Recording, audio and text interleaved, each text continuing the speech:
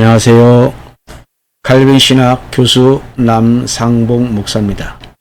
오늘은 제10강 칼빈의 5대 교리 첫 번째 시간으로 강의를 하고자 합니다.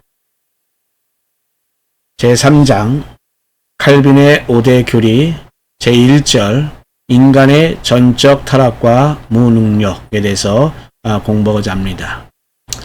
인간은 본질 또는 본성이 타락함으로 비정상적이며 제약되었다라고 말합니다.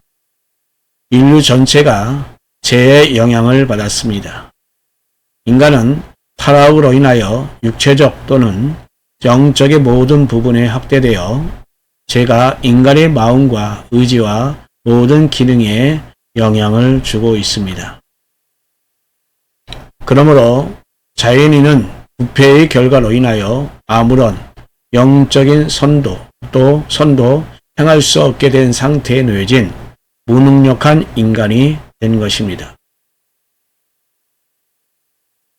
즉 죄인은 영적으로 파산되었으므로 구원에 관해는 아무런 힘도 없습니다. 즉 죄의 노예가 되고 사단의 자식이 되어서 하느님께 반역하고 또한 진리에는 매우 어둡게 되어 그의 의지는 제약된 본성의 노예가 되었습니다. 그러나 본래 부패하고 무능력 상태로 온 것은 아니며 타락으로 인하여 자신과 후손들에게 영적 사망을 가져온 것입니다. 그리하여 아담 자신과 그 후손들은 영적 세계에서 바른 선택을 할 능력을 상실하고 말았습니다. 그런데 모든 인간들의 전적 타락과 무능력에 관하여 오해를 가진 분들이 있기에 이 교리에 대하여 긍정적인 점과 부정적인 점을 살펴보는 것이 필요로 하겠다라는 생각을 하게 됩니다. 첫 번째로 긍정적인 점을 보겠습니다. 먼저 항상 죄를 범한다라는 것입니다. 우리가 자연인 즉 성료로 거듭나지 않은 사람이 상대적 선을 행할 수 있다라고 말하기는 하지만 그러나 근본적으로 상대적인 선은 하나님 보시기에 진정한 선이 아니라는 사실을 다시 한번 강조하는 것이 필요합니다. 그 이유는 베이직 신앙 고백에서 말한 것처럼 사랑의 동기와 믿음이 결여되어 있기 때문입니다.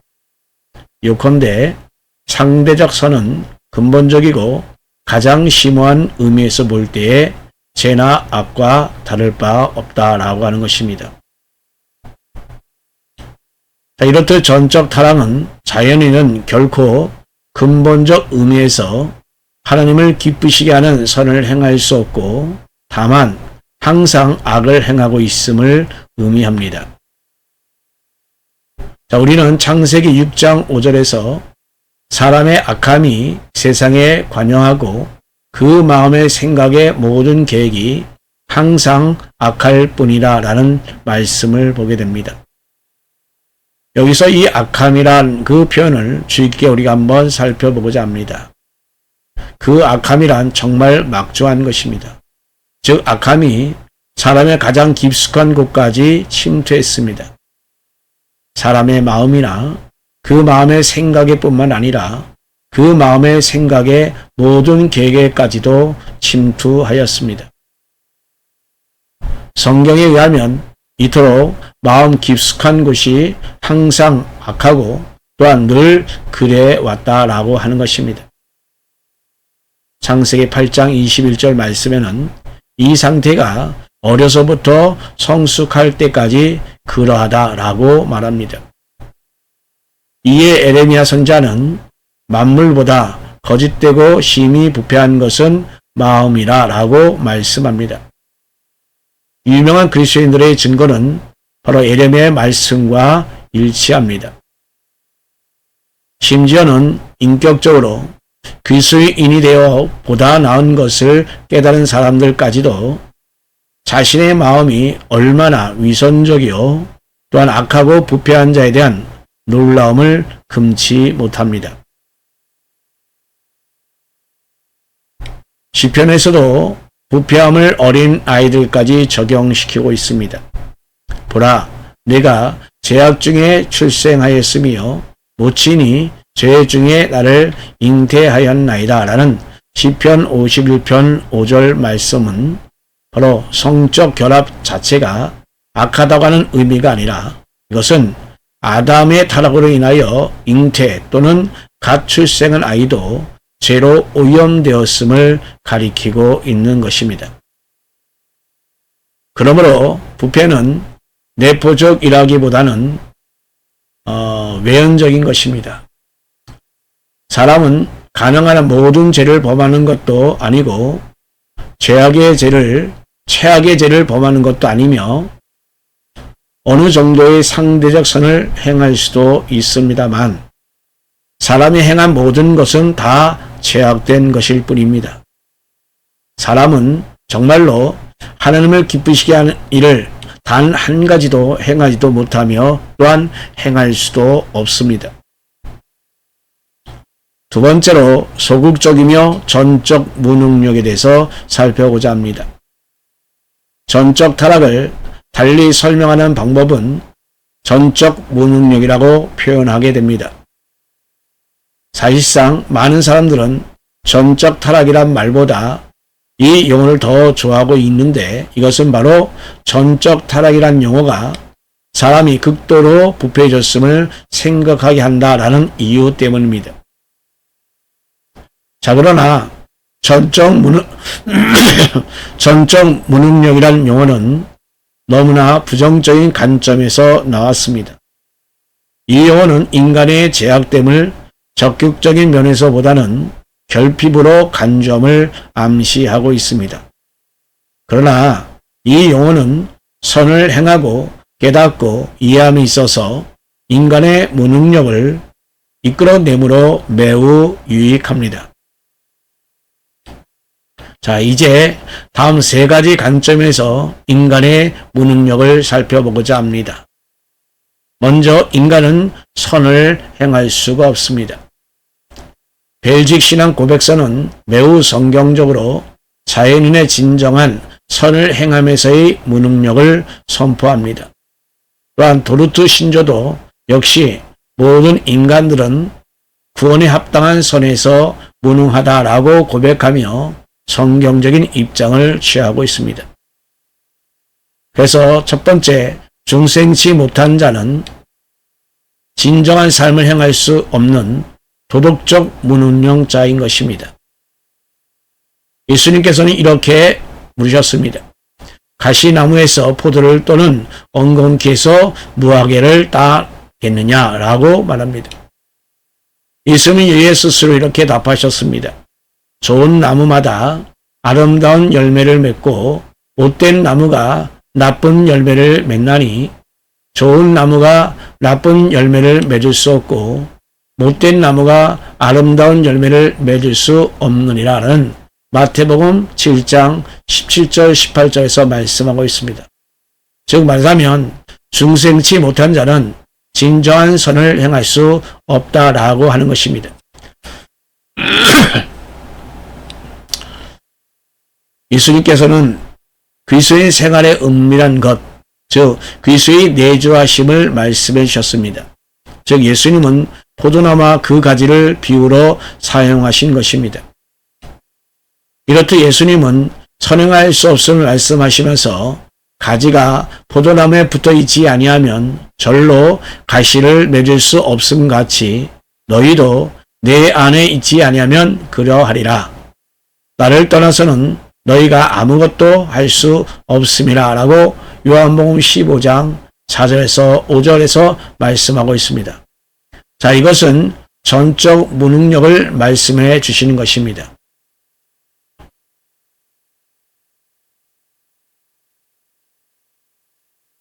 자, 두 번째로 전적 타락 또는 전적 무능력에 대한 세 가지의 설명은 비기독교인은 하나님과 원수가 된다는 것과 하나님 법에 굴복치 않는다는 것, 그리고 선을 행할 수도 하나님을 기쁘게 할 수도 없다라고 하는 것을 확실히 명심해야 할 것입니다.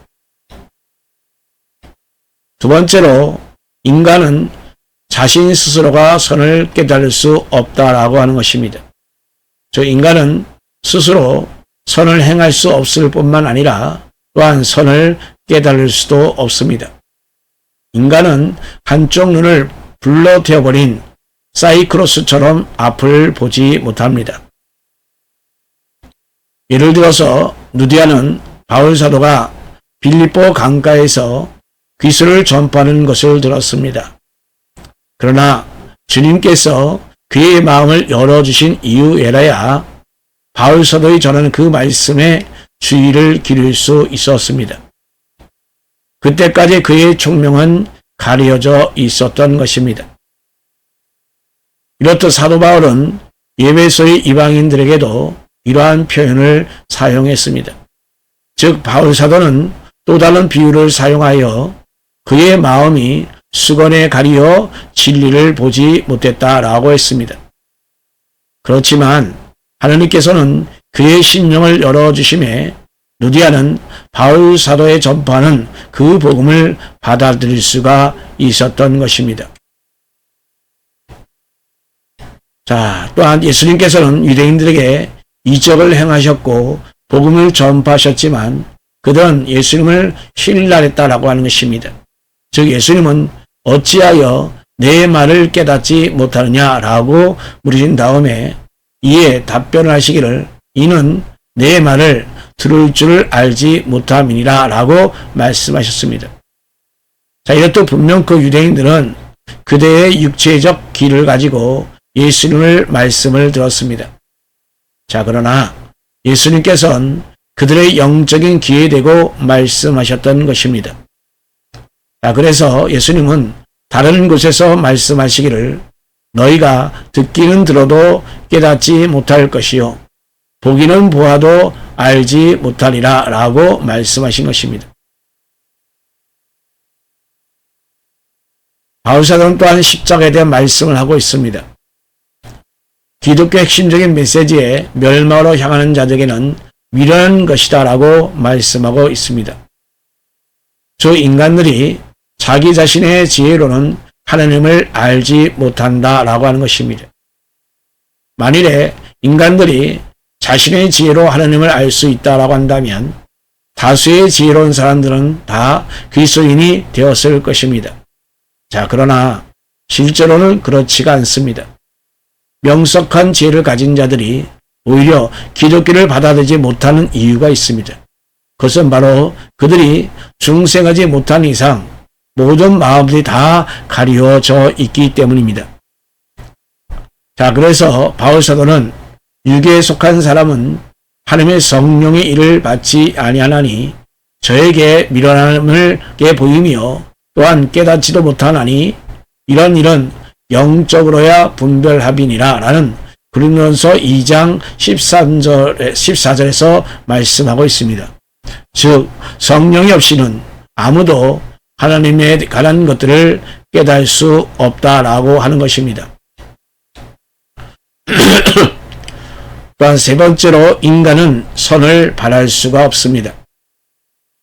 비기독교인은 참으로 선한 것이란 아무것도 행할 수가 없고 또한 선을 깨닫지 못할 뿐만 아니라 결국에는 선을 바랄 수조차 없습니다. 선한 목표는 가졌습니다만 그 목표에 도달할 수가 없습니다. 이 선한 목표에 이르지 못하는 무능력이 바로 인간 타락의 결과인 것입니다. 또한 한편으로는 선한 목표를 가지고 있다 할지라도 그 목표가 무엇인지를 깨닫지 못합니다. 이 일에게 결핍도 역시 인간 타락의 결과입니다. 그러므로 전적 타락의 바탕을 가지고는 선한 목표를 바랄 수조차 없다라고 하는 것입니다. 또한 예수님은 나를 보내신 아버지께서 이끌지 아니하시면 아무라도 내게 올 수 없으니 라는 요한복음 6장 44절 말씀과 또 조금 후에는 같은 사상을 다른 말로 내 아버지께서 오게 하여 주지 아니하시면 누구든지 내게 올 수 없다 하였노라 라고 요한복음 6장 65절에서 말씀하셨습니다. 바로 여기서 사람이 예수님을 선택할 수 없다라고 하는 것은 전적인 타락을 의미하고 있습니다. 즉 하나님 아버지께서 이끌어 주시 아니하면 예수님께 한 발짝도 내딜 수가 없습니다. 바로 이 타락은 보편적인 것입니다. 자, 예수님은 아무라도라고 말씀하십니다. 어떠한 특정한 사람들만이 아니라 아무도 올 수가 없다라고 하신 말씀입니다. 즉 이것은 보편적, 전적 무능력이기 때문입니다. 인간이 선을 바랄 수도 없음에 대한 가장 강력한 증거는 성령의 최초의 사역의 효과에 대한 모든 성경적인 신뢰들에서 나타납니다. 즉 새 마음, 출생, 창조, 그리고 부활 등 이 모든 표현들은 인간의 전적인 도덕적 무능력을 어린아이처럼 명백하게 제시해 주고 있습니다. 예를 들어 구약 성경에는 중생치 못한 사람이 그 마음을 굳게 한 자로 묘사되고 있습니다. 즉 그들 마음에는 생명이 없습니다. 그 마음은 죽었으며 아무것도 할 수가 없습니다. 이것은 전적 무능력입니다. 자, 그러나 하나님께서는 자신이 친히 자기 백성들을 중생시킬 것이로 말씀하십니다. 하나님은 그들에게 새 영을 넣어주셔서 살아있는 새로운 마음이 되게 하십니다. 그 다음에야 그들이 하나님의 띠를 능력을 갖게 되는 것입니다. 또한 예수님은 출생의 비유에 대해서 비유를 사용하셨습니다. 사람이 거듭나지 아니하면 하나님나라를 볼 수 없느냐 라고 요한복음 3장 3절에서 말씀하고 있습니다. 즉 어린아이가 자신이 태어날 것을 정하거나 결심하는 것은 아닙니다. 그는 자기의 출생에 티끌만큼도 기여하지 않습니다. 잉태에서부터 출생 때까지 전 가정 속에서 전혀 수동적이어서 자신의 출생을 전혀 조정할 수가 없습니다.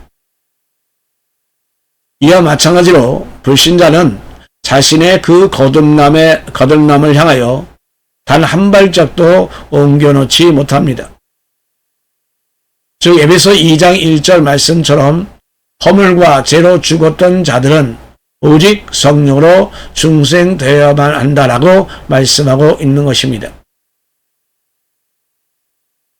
그리고 그 반면에 알미니아들은 어색한 사상을 가르치기를 영적인 비존재가 출생되기를 바랄 수 있다라고 합니다.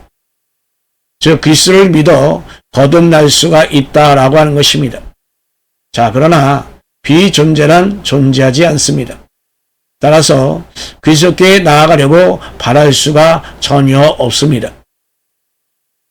즉 바울사도는 이 창조의 비유를 사용하면서 그는 누구든지 그리스도 안에 있으면 새로운 피조물이라고 말했습니다.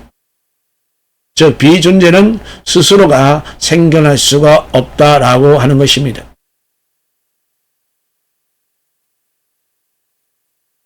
이에 사도 바울은 또한 에베소 2장 1절에서 부활을 요지로 사용하면서 너희 허물과 죄로 죽었던 너희를 살리셨도다 라고 기록했습니다. 또한 5절에서는 허물로 죽은 우리를 그리스도와 함께 살리셨고 라고 말하고 있습니다. 어떤 매우 훌륭한 그리스도인들은 이 구절들이 인간은 죽지는 않고 상처를 입거나 병이 들어있다라는 것을 의미한다라고 해석을 합니다. 자, 그래서 그들은 아직도 인간은 구원에 필요한 하나님의 도움을 구할 능력이 있다라고 말하고 있습니다. 인간은 믿거나 믿지 않을 능력을 가지고 있다라고 하는 것입니다. 즉 인간은 정말로 죽지 않았다라고 하는 것입니다. 만일에 정말로 죽었다면 도움을 구할 수가 없기 때문이다 라고 이렇게 말하고 있습니다. 그래서 인간은 다만 병들었을 뿐이다. 죄악으로 가득 차 있고 죄악으로 병들어 있지만 아직도 의사에게 도움을 청할 수 있다라고 이렇게 말하고 있습니다. 자, 그러나 정반대로 칼빈주의는 성경의 명백한 교훈을 주장하여 말하기를 그렇지 않다. 인간은 죽었다. 인간은 입을 벌릴 수조차도 없다. 인간은 자기를 도와줄 의사도 생각조차 가질 수가 없다. 인간은 이미 죽었다라고 주장을 합니다. 이 알미니안주의는 중생치 못한 자를 2층 창문에서 뛰어내려 갈비대에 3개가 부러지고 다리가 상하긴 했지만 아직 살아있는 자와 같다라고 비유합니다. 즉 인간은 자기가 심한 상처를 입었음을 알고 있기 때문에 그래서 의사를 필요로 한다라는 것입니다. 요컨대 인간은 지나가는 사람에게 도움을 청하거나 자기 몸을 질질 끌고 가서라도 의사를 부르기 위하여 전화를 걸 수가 있다라고 하는 것입니다. 자, 이렇듯 인간은 자기가 완전해지고 완쾌되기를 바라고 있다라고 말하고 있는 것입니다. 자, 그러나 칼빈주의는 예를 들어서 사람을 여의도 63층 맨 꼭대기에서 뛰어내려 바닥에 떨어져 죽은 사람에다 비유할 것입니다. 자, 그가 땅바닥에 떨어졌을 때에는 아무리 해도 자기가 도움이 필요하다는 것을 깨달을 수가 없고 도움을 청할 수 없다라고 하는 것입니다. 즉, 그 사람은 이미 죽었기 때문입니다. 생명이 없는 상태이기 때문입니다. 그래서 온전해지기를 바랄 수조차도 전혀 없다라고 하는 것입니다. 이에 가능성을 시사하는 알미니안주의에서는 사람에게 믿을 수 있는 능력이 있는 것으로 여기게 함으로 말미암아 자기 구원의 가능성을 어느 정도 인정하게 하면서 사람을 물에 빠진 것으로 묘사하고 있습니다. 즉 그의 머리는 물 밖에 머물러 있기를 애쓰면서도 팔을 허우적거리는 것처럼 물속에 들쑥날쑥 한다라고 하는 것입니다. 그런데 만일 누군가가 구해지지 않으면 그는 죽을 것이다 라고 하는 것입니다. 자, 그러나 인간에 대한 성경의 말씀은 예를 들어서 사람이 3,000피트도 넘는 그 깊은 바다 해협의 밑바닥에 빠져 있는 것 같아서 그의 머리 위에 수압은 사방 1인치의 6톤이나 될 것이며 또한 그곳에서 1000년 동안 머물러 있었고 또한 상어가 그의 마음을 먹어버렸다라고 생각할 수 있다라고 하는 것입니다. 즉 인간은 아주 죽어버렸고 자기를 건져줄 구명대를 요청하기가 전혀 불가능하다라는 것입니다. 만일에 그가 건짐을 받으려면 기적이 일어나야만 된다라는 것입니다. 즉 생명을 되찾고 물 표면에 올라가야만 자기를 구해줄 구조원을 요청할 수 있다라고 하는 것입니다. 자, 바로 이것이 허물과 죄로 죽은 죄인의 모습인 것입니다. 즉 인간은 죄의 허물로 죽었습니다. 그는 설사 자기가 온전케 된다는 것을 안다 할지라도 온전케 되기를 바라지 않는 것입니다. 즉 그는 죽어있는 상태이기 때문에 죽은 사람이 무슨 생각과 의사를 과연 표현할 수 있겠는가 하는 말인 것입니다. 그리스도께서 나사로를 불러 무덤에서 나오라 했었을 때에 나사로는 생명이 없었기 때문에 들을 수도 없었고 앉거나 또한 움직일 수도 없었습니다. 그에게는 생명의 미련도 없었던 것입니다. 만일 그가 예수님께서 자기를 부르시는 것을 듣고 그에 갈 수 있게 되려면 예수님께서 그를 살게 하셨어야만 했을 것입니다. 예수님께서 그를 살리심에 나사로가 응답을 할 수가 있었던 것입니다. 바로 이러한 예들은 마틴 루터가 모든 개혁의 전환점에 달려 있었다고 말한 바대로 이 알미니안주의와 칼빈 사이의 가장 핵심적인 문제로 밝혀주고 있습니다. 즉 알미니안주의는 그리스도께서 하나님의 백성의 죄를 대신해서 죽었으며 죄인들은 누구든지 자기 죄의 대가로 가장 작은 것도 지불할 수가 없습니다. 참으로 옳은 생각입니다. 그러나 예수님은 하나님 아버지께 갚을 모든 수를 다 이미 지불하셨기 때문이다 라고 하는 것입니다. 자, 그러나 진정한 문제의 요지는 알미니안주의자들이 계속하여 중생하지 못한 자가 자기 자신의 힘으로 성령의 도우심을 얻어서 예수님께 자신이 구원을 요청할 수 있다라고 주장한다는 것입니다. 즉, 먼저 우리 인간이 자기 힘으로 요청하면 거듭나게 된다는 것을 주장하는 것이 알미니안주의자들입니다. 자, 그러나 성경적 칼빈주의자는 절대로 아니다 라고 말하고 있습니다. 즉, 인간은 죄와 허물로 죽었으며 병들거나 치명상을 입은 것이 아니라 이미 호흡이 끊어졌다라고 강조하고 있습니다. 그러므로 중생하지 못한 자, 구원받지 못한 자는 영적으로 죽은 것입니다.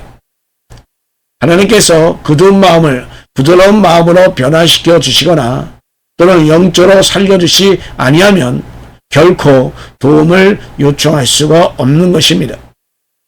자, 그러므로 먼저 중생해야 비로소 자신의 죄에 대한 애통을 느끼게 되고 또한 회개할 것이며 예수님께 자신의 구원을 요청하면서 예수님께로 돌아서게 된다라고 하는 것입니다.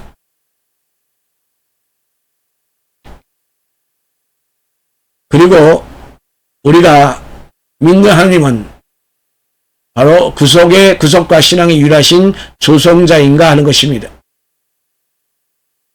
하나님은 그리스도의 그런 대리적 희생에 도움을 주시는 것인가 아니면 신앙도 역시 하나님의 선물인가 하는 것입니다. 자, 인간은 조금이나마 자신에게 영광을 돌릴 여지를 가지고 있는가 하는 것입니다. 믿을 수 있는 능력이 과연 있는가 하는 것입니다. 아니면 모든 영광이 하나님께 돌아가는 것인가 라고 하는 것입니다. 자, 그러나 여러분, 이 전적 부패의 교훈은 하나님께서 모든 영광을 차지하시고 우리 인간에게는 아무것도 찾아볼 수가 없다라고 하는 것입니다.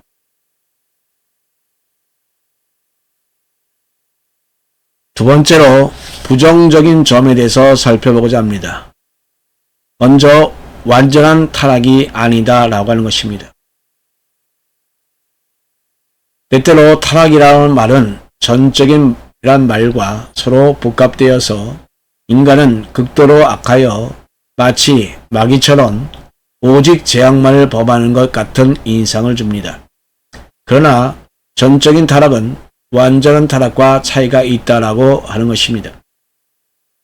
즉, 완전한 타락이란 사람이 항상 자신의 타락성을 극도로 나타내 보이고 있는 것을 의미합니다.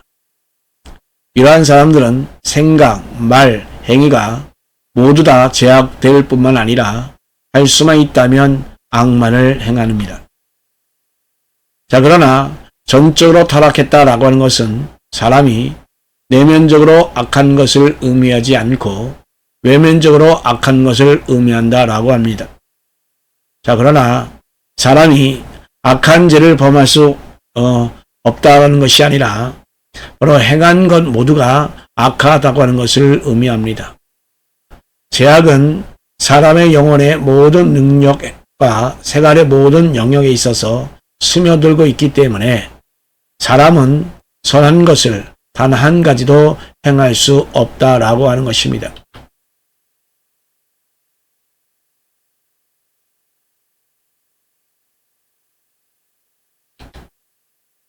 두 번째로 상대적 선의 완전한 결핍에 대해서 결핍이 아니다라고 하는 것입니다.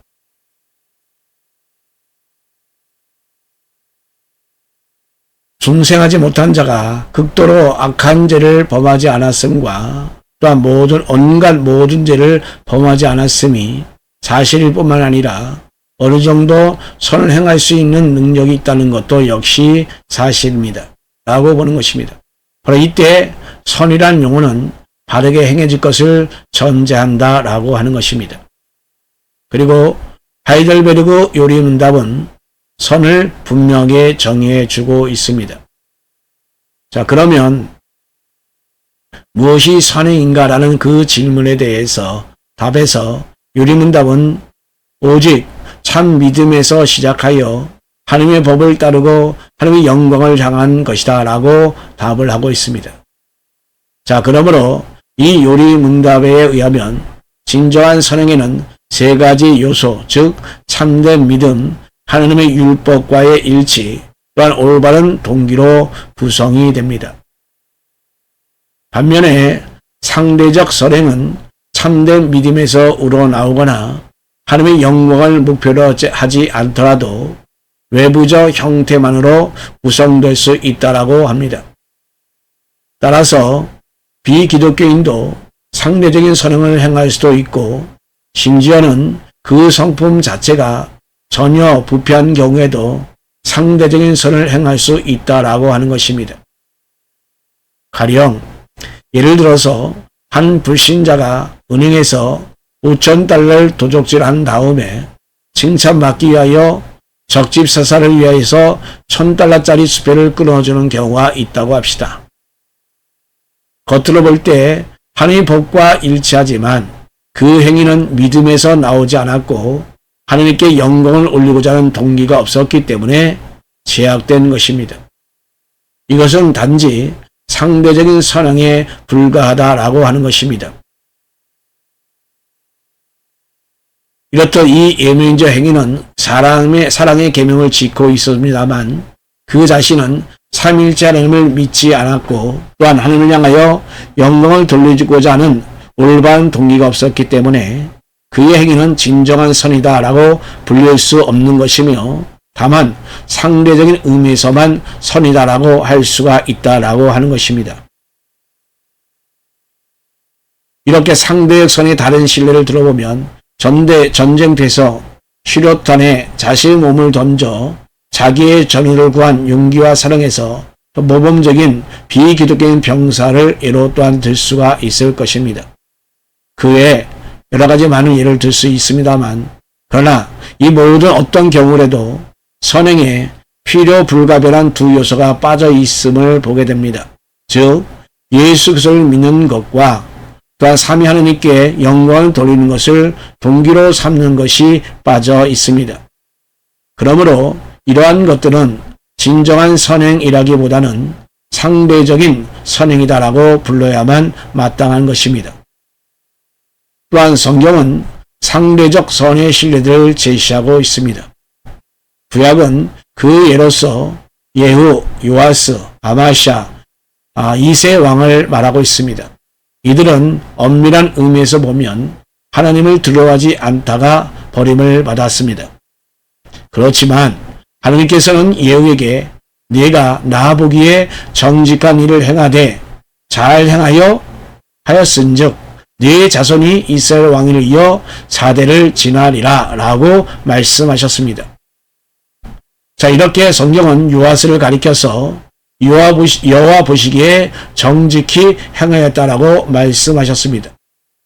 아마사 왕에 대해서도 같은 말을 되풀이하셨습니다. 자, 그러므로 이 왕들 자신은 궁극적으로 버림을 받았음에도 하나님 보시기에 기뻐하실 만한 것들을 행하였다라고 보는 것입니다.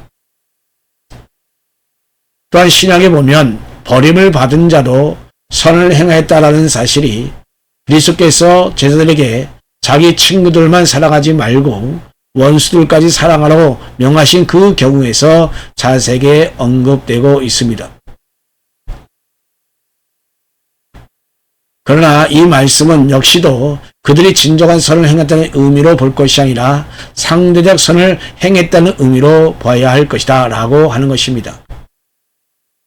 그러므로 전적 타락은 모든 사람이 다 마귀의 축소판임을 의미하지 않는다는 것을 알 수 있다라고 했습니다.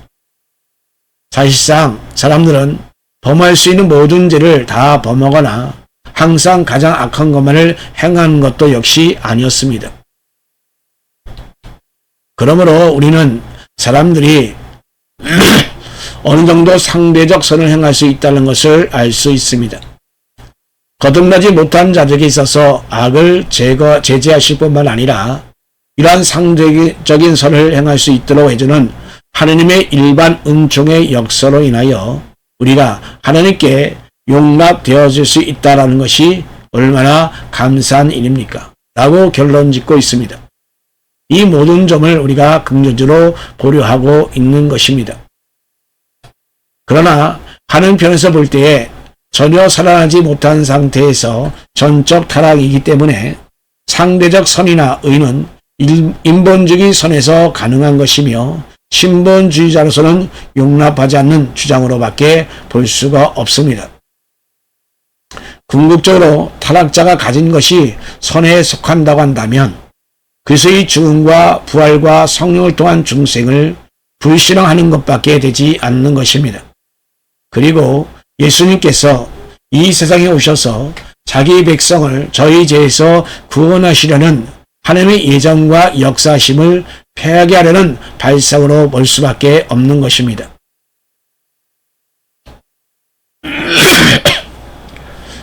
제 2절 그만하겠습니다. 여기까지 하겠습니다.